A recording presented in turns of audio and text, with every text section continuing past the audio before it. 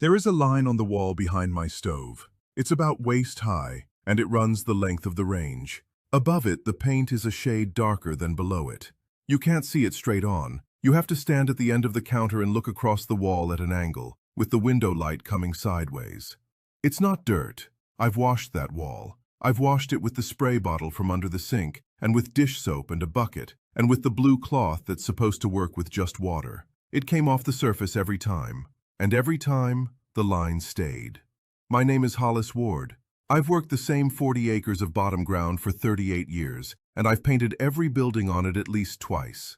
The line on that wall is not grime sitting on the paint. It's grease that has cooked into the paint. And it doesn't come off with soap, because soap isn't the right tool. It's the wrong chemistry entirely. The right one costs $6.50, comes in a cardboard box the size of a brick, and has been sitting on the bottom shelf of the paint aisle for as long as either one of us has been alive. Stay with me. You'll get the exact product, the mix ratio, the one step that ruins the job if you skip it, and the real reason it vanished from under your mother's sink, which is not the reason you're probably expecting, and I'm not going to pretend otherwise. Every time you fry an egg, you put oil into the air, not smoke. A fine aerosol of fat, thrown off the pan, floating on the heat. It lands on the wall, the cabinet doors, the underside of the range hood, the top edge of the trim. Then it sits there in a warm kitchen with air moving over it. And it does what oil does when it's thin and warm and exposed to air. It oxidizes, it hardens, it cross-links into a film. That is the same process that makes a wooden salad bowl go tacky in a cupboard, and the same process that turns boiled linseed oil into a finish on a tool handle. Oil plus air plus time equals a solid. So what's on your wall is not a layer of dirt lying on top of the paint. It's a varnish. A thin, uneven, honey-colored varnish, bonded to the surface, made of every meal you ever cooked. You cannot wipe a varnish off. There's nothing there to wipe. Here's what's in that spray bottle, and I want you to look at your own label while I say it. Water. Then a surfactant. That's a molecule with a water-loving end and an oil-loving end. And its whole job is to grab a loose droplet of oil, wrap it up, and let the water carry it away. Then a little solvent, a little fragrance, a preservative. A surfactant is very good at what it does. It lifts loose grease. Fresh splatter, a drip on the counter, oil on your hands. That's a surfactant's work, and it does it well. But a surfactant can only pick up something that is already a droplet. The film on your wall is not a droplet. It has already gone solid. There is nothing loose there to wrap up and carry off. So you wipe, and you get the top layer, and the wall looks better for about 10 minutes while it's wet, and then it dries and the line is still there. You have not been failing at cleaning. You've been using a tool that physically cannot do that job. And here's the arithmetic while we're standing here. That spray bottle is 32 ounces. It is mostly water. You're paying $6 or $7 for it, and when it's gone, you buy another one. The box I'm going to tell you about is 1 pound of dry powder. 1 pound makes up to 16 gallons of cleaning solution. 16 gallons. $6.50. You have been buying water and shipping. Now let me correct my own title before somebody else does. I called this a forgotten secret. It is not a secret, and the people who need it never forgot it. Walk onto any professional paint crew in this country and ask what they wash a wall with before they prime it. They'll tell you without thinking about it.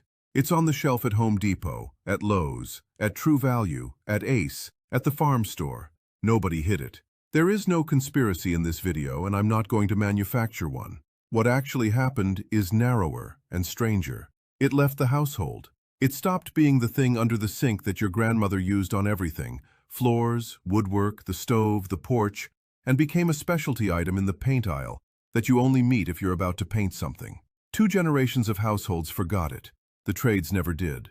And the reason it left the household is a real event, with dates and a body of water attached, and we'll get there. But first you need the mechanism, because the mechanism is the whole reason it works. Here it is. A strong alkali. That means the opposite end of the scale from acid, and this stuff runs a pH of about 12 to 13, where water is 7, does something to fat that soap cannot do. It doesn't lift it, it converts it. The alkali breaks the fat molecule apart and rebuilds the pieces into soap. That reaction has a name. It's called saponification, and it is the exact reaction people have used for a few thousand years to turn hog fat and wood ash into a bar of soap in a kettle. Sit with what that means on your kitchen wall. You are not washing the grease off the wall. You are turning the grease into the soap that washes it off the wall. The film is the ingredient. It dissolves itself. And that is why a rag with this on it goes through a range hood in one pass, when 3 trips with a spray bottle did nothing. Same reaction that made your great-grandmother's soap, running backwards on your wall. There's a second job it does, and this one explains the whole rest of the story.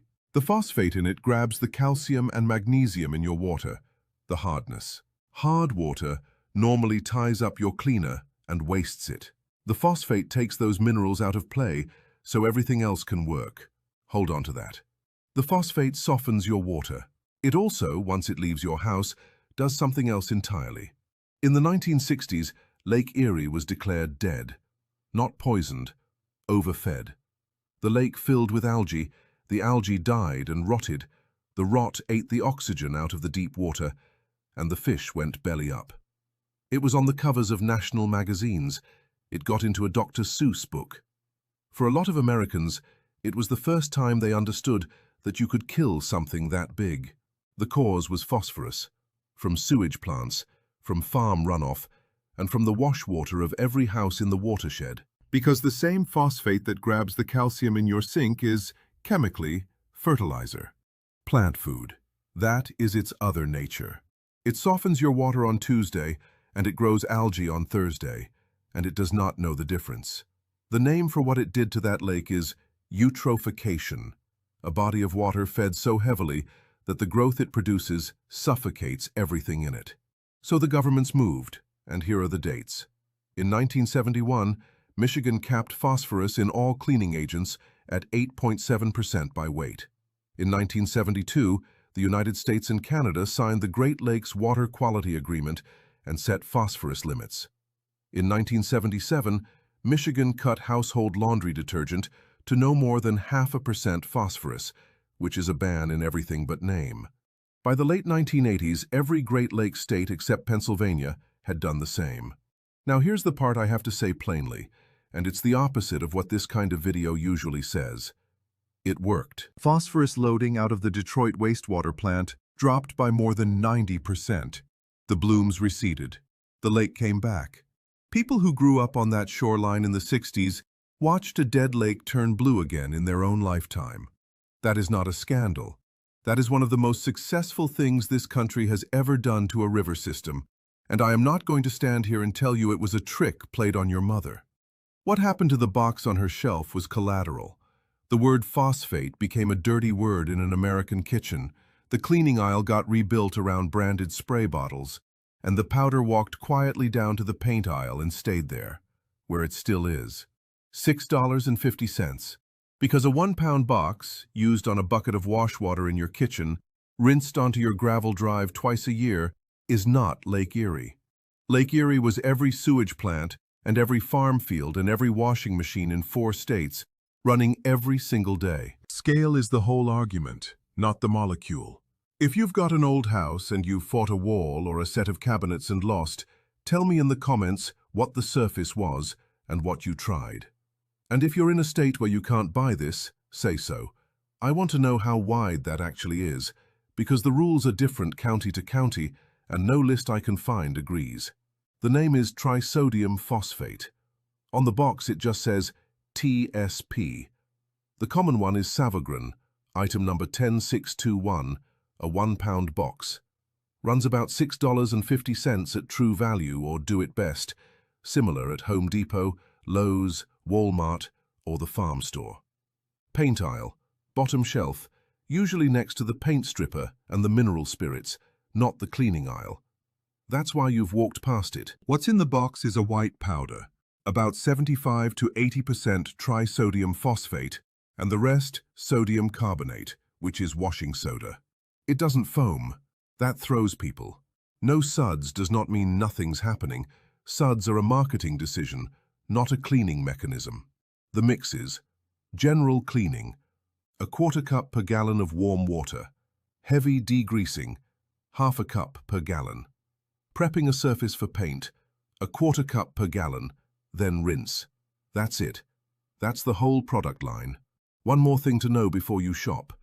Right next to it you will see a box that says TSP, substitute, or phosphate-free. Same brand, similar box. That exists for places where phosphate cleaners are restricted, and the makers will tell you it has equivalent cleaning power. Independent write-ups are less generous. Family Handyman put it plainly. The phosphate-free version doesn't cut grease as well, because the phosphate was doing real work. If you can buy the real thing where you live, buy the real thing. If you can't, the substitute is a legitimate second choice, and it has one genuine advantage. It doesn't need the rinse step. Gloves and eye protection first, and I mean it. At pH 12 to 13, this is caustic. It will not burn you on contact like acid, but leave it on your hands for 20 minutes and your skin will be raw and dry for 2 days. Splash it in your eye and you're at the sink for 15 minutes and then in the truck. Long sleeves, goggles, not glasses. Open a window. Warm water in a bucket, powder in second, stir until it's fully dissolved. Undissolved grit will scratch. 2 buckets. This is the part people skip. One with the solution, one with clean rinse water. Work bottom to top on a wall. Going top to bottom makes runs of dirty solution down drywall, and those streak and set, and you will see them under the new paint forever. Bottom to top means every run lands on wet, already washed surface. Sponge or rag, wrung out, not dripping. Let it sit on a heavy spot 30 seconds. Don't scrub hard, the chemistry does the work, you're just keeping it in contact. Then rinse. Then rinse again with fresh, clean water. That second rinse is the whole job. If you leave the residue on there, you leave a phosphate film. And new paint or primer put over a phosphate film can fail to bond and blister off in sheets a year later. Everything you just did becomes worse than doing nothing. 2 rinses, clean water, wrung out rag. Let it dry completely before you prime. Skipping the second rinse. Adhesion failure. Already covered it, saying it again because it's the one that costs you a whole paint job. Using it on glossy paint you intend to keep. It deglosses. That is not a defect. The alkali is attacking the oil in the finish, which is the same reaction that's cutting your grease. The damage and the benefit are one chemical event. On cabinets you're about to repaint, deglossing is a bonus. On the trim in the front hall you're not painting, it's a mistake you can't undo. Aluminum siding and window glass. It can discolor aluminum and etch glass. Tape the glass. Test a hidden spot on the siding. Mixing it with other cleaners. Don't. Never anything containing ammonia. The label tells you what it can be combined with. Follow the label and nothing else. Undissolved powder in the bucket. Scratches everything. Using it for everyday wiping. This is a heavy tool for a heavy job. Your counters do not need pH 13. Keep the spray bottle for the spray bottle's work. 3 real limits, and one of them is serious. If your house was built before 1978, assume the old paint has lead in it until a test says otherwise. Washing, scraping, or sanding that paint puts lead dust into a room where people live. And there are federal rules about disturbing it for a reason. Test kits are a few dollars at the same store. Test first. If it's positive, that's a job with specific procedures. Look up the EPA's lead-safe renovation rules before you touch it, not after. Second, where the water goes. Don't pour buckets of this down a storm drain, into a ditch that runs to a creek, or straight into a septic field. Spread it on gravel or bare ground away from surface water, or run it down a sanitary sewer where the treatment plant is built to strip phosphorus. This is the one place where the Lake Erie story is actually your business. Third, check your own state and county. Phosphate rules vary. They were written for detergents, and the reach into cleaning products isn't uniform. If the shelf near you carries only the substitute, that's your answer. And there is one job this won't do. It will not take off paint. It deglosses. It strips chalking. That's the powdery layer that comes off on your hand when you rub old exterior paint, and it cleans down to a sound surface. It is not a stripper. Different box, different chemistry, different afternoon. One surface, not the house. One surface. Buy the 1-pound box, $6.50, paint aisle. Pick the greasiest thing you own, the wall behind the range, or the cabinet doors above the stove, or the underside of the range hood. That's where the film is thickest, so that's where you'll see it work hardest. Gloves, goggles. Half a cup in a gallon of warm water in one bucket. Clean water in a second bucket. Wash a 2-foot square, bottom to top. Rinse it twice. Then stand back at the end of the counter and look across the wall at an angle, with sideways light on it. You'll see the border. A clean square, and around it, the wall you thought was clean. 20 minutes, under $7, and you'll have used about 1/40th of the box. Next week, lime whitewash. What actually goes into it? Why a limed barn wall stays sweeter than a painted one, and why the stuff cost almost nothing and outlasted paint that costs $60 a gallon. Same idea as this one. The old answer isn't old because it failed. It's old because something newer got easier to sell. Your grandmother scrubbed her kitchen with a powder that could take grease off cast iron, and then the country found out what that powder did to a lake, and the country was right to act, and it fixed the lake. Somewhere in there, the box got put away in your house and never came back out. It's still on the shelf. Bottom row, paint aisle, $6.50. Go stand at the end of your counter and look down the wall at an angle first. Once you've seen the line, you can't stop seeing it.